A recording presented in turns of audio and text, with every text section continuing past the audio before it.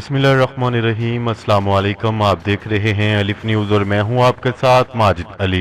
شامل کرتے ہیں آج کی ہیڈ لائنز۔ ترک تعلیمی اداروں میں مقبوضہ کشمیر کے حق میں آوازیں بلند ہونے لگی، بھارت تشویش میں مبتلا۔ بھارت کے ہاتھوں سے بنگلہ دیش جتنی زمین نکل گئی، لیکن بھارتی میڈیا خاموش۔ کسی بھی طرح کے میزائل حملوں کو ایٹمی حملہ تصور کیا جائے گا، روس نے خبردار کر دیا۔ سعودی عرب کے خفیہ ایٹمی پروگرام کی تحقیقات کروائی جائیں، ایران نے عالمی جوہری تنظیم سے بڑا مطالبہ کر دیا۔ اسرائیلی وزیر اعظم کے خلاف ہزاروں افراد کا احتجاج، کرپشن کے الزامات، استعفے کا مطالبہ۔ سعودی عرب کو پاکستانی عوام کی خواہش کو مد نظر رکھنا چاہیے، شاہ محمود قریشی نے بڑا مطالبہ کر دیا۔ متحدہ عرب امارات سے وطن واپسی کے خواہش مند پاکستانیوں کے لیے 200 فری ایئر ٹکٹس کا اعلان۔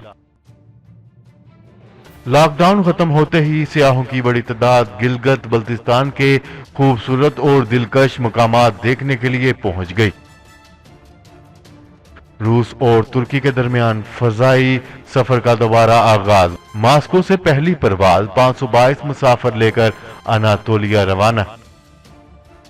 بھارتی فوجی سازوسامان کی 100 سے زائد مصنوعات کی درآمدات پر پابندی عائد کرنے کا فیصلہ، بھارتی وزیر دفاع نے بڑا اعلان کر دیا۔ آخر کار ایمیزون اپنی ویب سروس کے ساتھ پاکستان پہنچ گیا، پاکستان میں دفتر قائم۔ پاکستان اور دنیا بھر کی خبروں سے باخبر رہنے کے لیے الف نیوز کو سبسکرائب کر لیں اور بیل آئیکن کو کلک کرنا نہ بھولیے گا۔ ناظرین، اپنی آراء کا اظہار کمنٹ سیکشن میں لازمی کیجیے گا۔ ہیڈ لائنز آپ نے جانی، اب بڑھتے ہیں خبروں کی تفصیلات کی طرف۔ ترک صدر رجب طیب ایردوان ان پہلے عالمی رہنماؤں میں سے ہیں جنہوں نے مقبوضہ کشمیر سے آرٹیکل 370 کے خاتمے پر پاکستان کے موقف کی حمایت کی تھی۔ اب چونکہ ترکی اور پاکستان نے مقبوضہ کشمیر کے معاملے پر بھارت کے خلاف اتحاد کر لیا ہے، اس لیے ترک یونیورسٹیز میں کشمیر کی آزادی کے لیے آوازیں اٹھنے لگی ہیں۔ بھارتی سیکیورٹی ایجنسی کے مطابق پاک ترک دیرینہ دوستانہ تعلقات کی وجہ سے اب ترکی کی یونیورسٹیز میں بھارت مخالف اور کشمیر کی آزادی کے لیے تقریبات منعقد کی جا رہی ہیں۔ ترکی گزشتہ برس ستمبر میں مقبوضہ کشمیر کے معاملے کو اقوام متحدہ کی جنرل اسمبلی میں بھی اٹھا چکا ہے۔ بھارتی میڈیا کے مطابق یہ تقریب ترکی میں پاکستانی سفارت خانے کے تعاون سے منعقد کی جا رہی ہے، جبکہ پاکستان کے تعاون سے چلنے والی NGOs بھی ان تقریبات میں پیش ہیں۔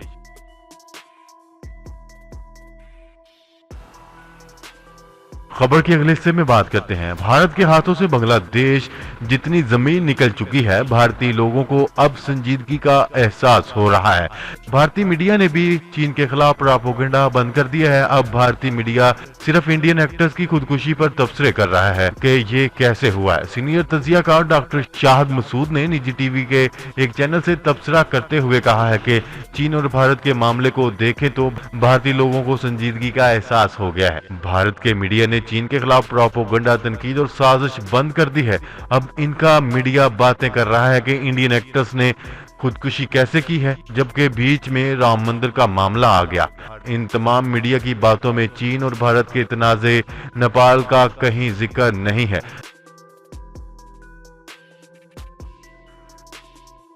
خبر کے اگلے حصے میں بات کرتے ہیں۔ روس کی وزارت دفاع نے اعلان کیا ہے کہ ماسکو اپنے ملک پر کسی طرح کے میزائل حملے کو ایٹمی حملے سے تعبیر کرے گا اور اس کا جواب دیا جائے گا۔ روس کے وزیر دفاع نے اپنے ایک بیان میں کہا ہے کہ کسی بھی طرح کے میزائل حملے کو ایٹمی نوعیت کا حملہ سمجھا جائے گا، کیونکہ یہ تشخیص دینے کا امکان نہیں ہے کہ میزائل پر کس طرح کا وار ہیڈ نصب ہے۔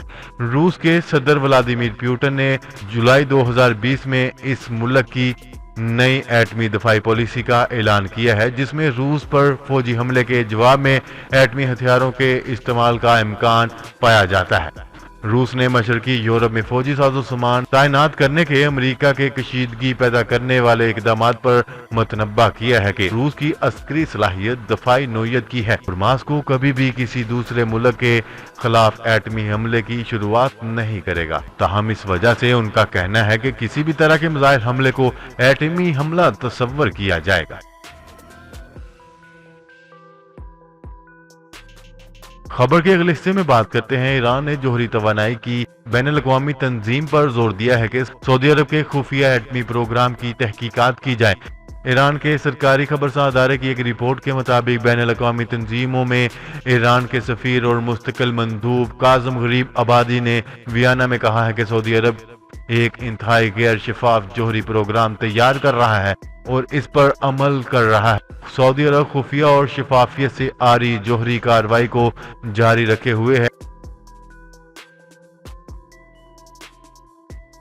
खबर के अगले हिस्से में बात करते हैं। इसराइल के वजीर आजम नेतन्याहू करप्शन के इल्जामात और कोरोना वायरस से निपटने के लिए नाकस इकदाम करने पर हजारों अफराद ने इनकी रहायशगाह के बाहर एहतजाज किया और इनसे इस्तीफे का मुतालबा कर दिया। खबरसार एजेंसी रॉयटर्स के मुताबिक मुजाहिरीन ने दीवारों पर वाज़िया करके लिखा था कि अब वक्त हो चुका है कि मुजाहिरीन ने इसराइली परचम थामे नारे लगाते हुए इनसे मुस्ताफी होने का मुतालबा कर दिया। इनका कहना था कि नेतन्याहू कोरोना वायरस के दौरान रोजगार और कारोबार को तहफ़्फ़ुज़ देने में नाकाम हो गए हैं, इसलिए अपने ओहदे से मुस्ताफी हो जाएं।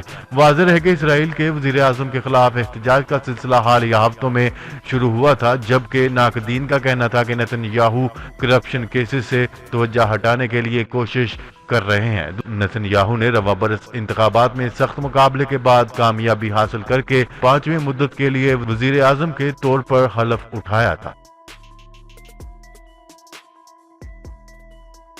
खबर के अगले हिस्से में बात करते हैं। पाकिस्तानी वजीर खारजा शाह महमूद कुरैशी ने सऊदी अरब को $1 अरब कर्जे की वापसी की वजह बताते हुए कहा है कि कोरोना वायरस और तेल की कीमतों में कमी की वजह से सऊदी अरब पर काफी इक्तिसादी दबाव था, इसलिए सऊदी अरब का कर्ज वक्त से पहले अदा कर दिया गया।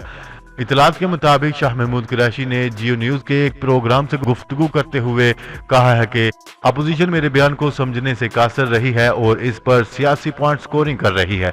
अपोजिशन तकाजा करती है हमें कश्मीर के इशू को हर मुनासिब फोरम पर उठाना चाहिए। हम अक़वाम मुत्तहिदा में इसे 1 साल में 3 मरतबा ले गए हैं। अपोजिशन कश्मीर के मसले को सियासत की नजर ना करे। मालूम है अपोजिशन की बहुत सी मजबूरियां हैं, इन्हें आगे बहुत से मौका मिलेंगे। खबर के अगले हिस्से में बात करते हैं। मुत्तहिदा अरब अमारात से वतन वापसी के ख्वाहिशमंद पाकिस्तानियों के लिए 200 फ्री एयर टिकट्स का ऐलान कर दिया गया।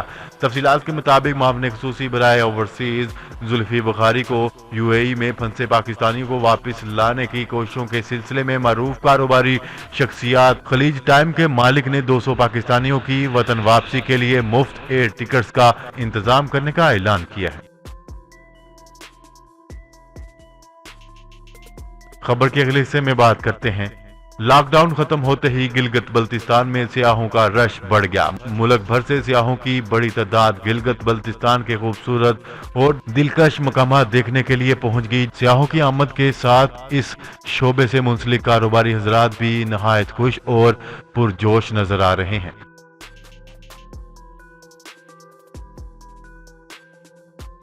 खबर के अगले हिस्से में बात करते हैं। कोरोना वायरस के बाद रूस और तुर्की के दरमियान फजाई सफर का आगाज हो गया। मास्को से बोइंग 747 तैयारे की पहली परवाज 522 मुसाफिरों को लेकर रात गए तुर्की साहली शहर अनातोलिया रवाना हो गई। रूसी फजाई कंपनी की जानिब से जारी बयान के मुताबिक कोरोना वायरस के बायस तुर्की के साथ फजाई रास्ते से रवाबत की बंदिश खत्म कर दी गई है।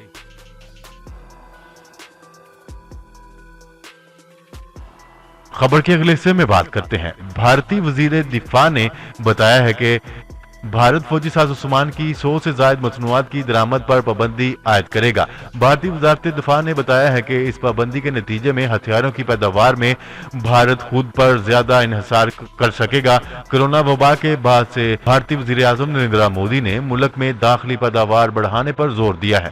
गैर मुल्की खबरसां अदारे के मुताबिक भारत की वजारत दिफा ने ऐलान किया है कि मुल्क में दाखिली पैदावार बढ़ाने की कोशिश के लिए फौजी साजो-सामान की 101 मसनूआत की दरामदात पर पाबंदी आयद कर दी जाएगी।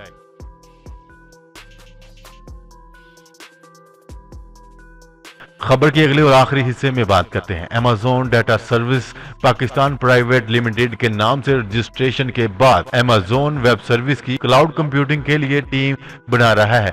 ऐसा करने की जरूरत इसलिए पेश आई जब अमेज़न को पाकिस्तान में अपना दफ्तर बनाने के 2 हफ्ते बाद ही पाकिस्तान और अमेरिका के कुछ हिस्सों में सर्विसेज देने में मुश्किलात का सामना हुआ। जी तो नाजरीन, आज के लिए इतना ही। मजीद खबरें लेकर बहुत जल्द आपकी खिदमत में हाजिर होंगे। तब तक के लिए अपना ख्याल रखिएगा। अल्लाह निगहबान। पाकिस्तान जिंदाबाद। पाकिस्तान आर्मी पाइंदाबाद।